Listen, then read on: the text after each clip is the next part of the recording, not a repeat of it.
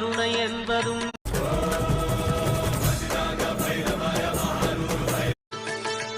கைலை என்பதும் அருணை என்பதும் ஒன்றுதானே மனமே. வெள்ளியங்கிரி நடனம் போலவே ஜோதி பாரு மனமே. சிவாய நமக. கைலை என்பதும் அருணை என்பதும் ஒன்றுதானே மனமே. வெள்ளியங்கிரி நடனம் போலவே ஜோதி பாரு மனமே. சிவாய நமக.